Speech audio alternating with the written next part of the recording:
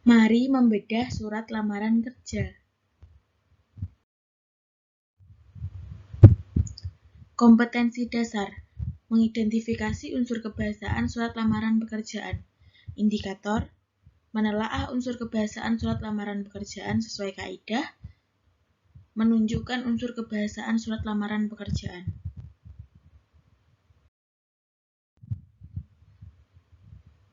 Subbab. Bab 1.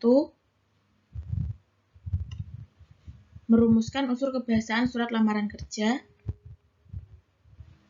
Bab 2. Memahami unsur kebahasaan surat lamaran kerja. Bab 3. Membandingkan surat lamaran pekerjaan.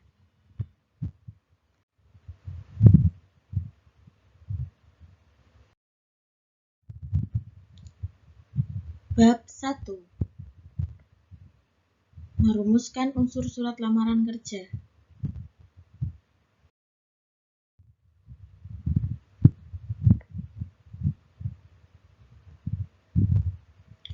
Unsur kebahasaan surat lamaran kerja. Apakah kalian tahu apa itu unsur kebahasaan?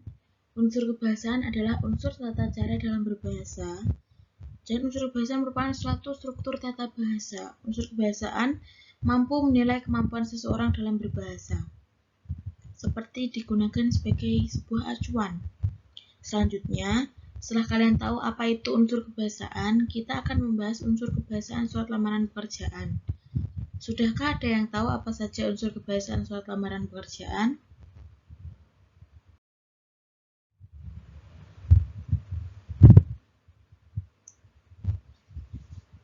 Bagaimana struktur surat lamaran kerja? Struktur surat lamaran kerja atau unsur bagian yang membentuk surat lamaran pekerjaan. Selanjutnya, apa saja unsur kebahasaan surat lamaran kerja? Unsur kebahasaan surat lamaran kerja atau struktur tata bahasa surat lamaran pekerjaan.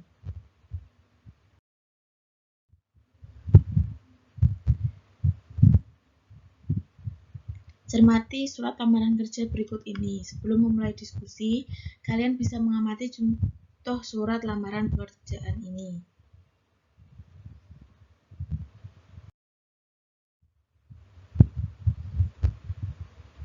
Selanjutnya, kalian bisa berdiskusi dengan kelompok masing-masing. Selamat berdiskusi.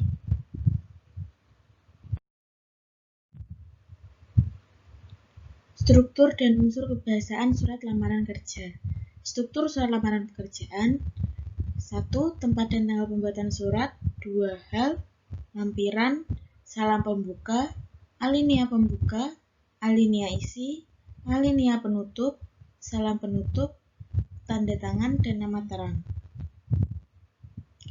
Untuk unsur kebahasaan surat lamaran pekerjaan, yang pertama menggunakan bentuk surat standar, yang kedua menggunakan bahasa yang baik dan benar, yang ketiga menggunakan kata-kata yang sopan, yang keempat menggunakan kata pengantar jelas, singkat, padat, informatif, dan tepat sasaran, yang kelima tulisan bersih, mudah dibaca, dan sesuai kaidah ejaan, dan yang keenam melengkapi bagian surat dengan norma bahasa surat.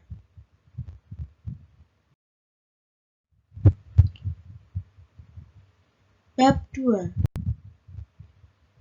Memahami surat lamaran kerja.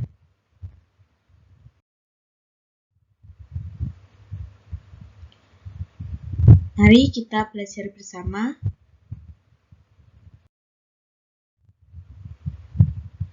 Struktur surat lamaran kerja. Yang pertama ada tempat dan tanggal pembuatan surat. Tempat dan tanggal pembuatan surat ditempatkan di pojok kanan atas tanpa titik di akhir karena merupakan suatu kalimat. Yang kedua, hal. Dapat menggunakan kata perihal atau hal untuk menunjukkan apa tujuan surat tersebut. Yang ketiga, lampiran. Kata lampiran tidak bisa disingkat seperti lam. Angka dalam kolom lampiran itu ditulis menggunakan huruf. Salam pembuka. Setelah kata dengan hormat harus menggunakan koma dan sebaiknya dapat dijadikan satu dengan kalimat selanjutnya, walaupun diganti baris seperti biasa juga tetap dapat digunakan. Selanjutnya ada alinea pembuka. Dalam alinea pembuka, sebaiknya harus menggunakan bahasa yang baik dan sopan serta membuat instansi yang bacanya tidak tersinggung. Lalu, alinea isi. Dalam isi terdapat identitas, maksud dan tujuan, serta menyatakan lampiran. Yang selanjutnya adalah alinea penutup. Dalam penutup harus menunjukkan keantusiasan dalam melamar suatu pekerjaan pada instansi yang dituju. Salam penutup berisi ucapan terima kasih dan salam. Yang terakhir, tanda tangan dan nama terang. Tanda tangan berada di pojok kanan bawah surat, kemudian di bawahnya ditulis nama lengkap pelamar atau nama lengkap orang yang mengirimkan surat.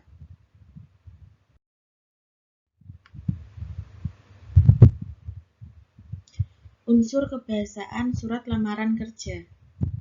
Yang pertama, menggunakan bentuk surat standar. Bentuk surat standar adalah bentuk surat yang biasa digunakan dalam surat formal atau surat resmi. Yang kedua, menggunakan bahasa yang baik dan benar. Surat lamaran kerja harus menggunakan bahasa yang baik dan benar, serta tidak bertele-tele.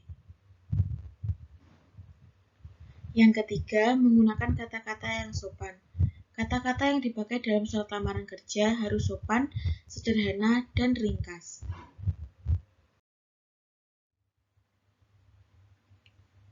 Unsur kebahasaan surat lamaran kerja. Yang keempat, menggunakan kata pengantar yang jelas, singkat, padat, informatif, dan tepat sasaran. Hal itu dikarenakan isi surat lamaran pekerjaan harus menggambarkan informasi tentang pelamar dan kemampuan kerja pelamar, serta meyakinkan bahwa bidang atau posisi pekerjaan yang dilamar sesuai dengan kemampuan dan tingkat pendidikan orang yang melamar. Selanjutnya, ada tulisan bersih, mudah dibaca, dan sesuai ejaan. Surat lamaran kerja seharusnya rapi dan bersih. Kesalahan penulisan atau coretan akan menimbulkan citra bahwa orang yang melamar pekerjaan kurang rapi dan ceroboh. Sesuai kaidah ejaan, maksudnya penulisan sesuai dengan ketentuan ejaan. Ejaan yang dimaksud adalah ejaan yang disempurnakan atau EYD yang sekarang sudah terdapat pada Webi. Yang terakhir adalah melengkapi bagian-bagian surat dengan norma bahasa surat, seperti penulisan unsur hal, tempat dan tanggal, alamat, salam pembuka, isi surat, salam penutup, tanda tangan, dan nama terang harus sesuai dengan ketentuan dan struktur surat lamaran kerja.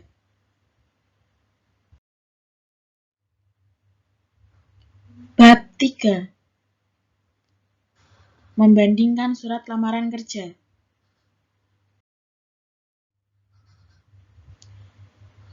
Membandingkan surat lamaran kerja.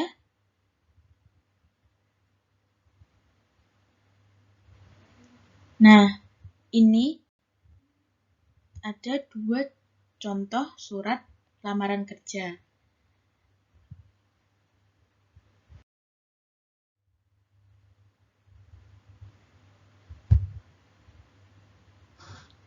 Sebelum membandingkan surat lamaran kerja, kalian bisa mengamati contoh surat lamaran kerja pada slide sebelumnya, lalu kalian bisa berdiskusi dengan kelompok masing-masing.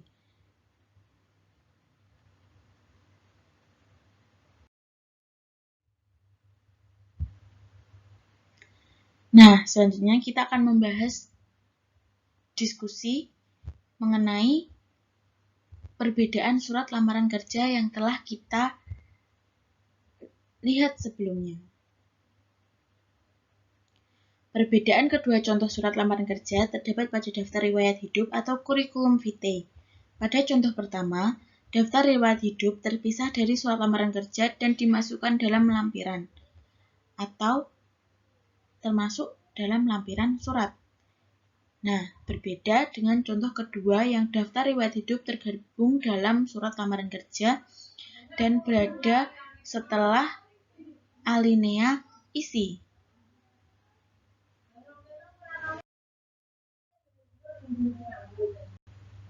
Selanjutnya, kalian bisa mengerjakan latihan soal yang akan saya berikan.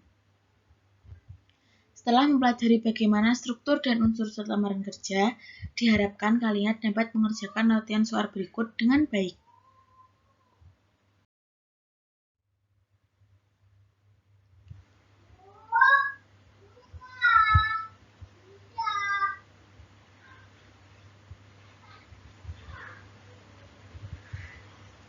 Kerjakan latihan soal berikut secara individu. Lalu, kita akan bahas setelah kalian selesai mengerjakan.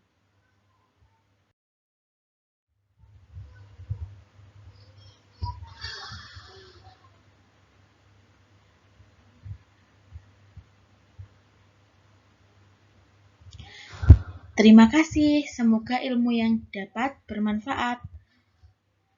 Sampai jumpa.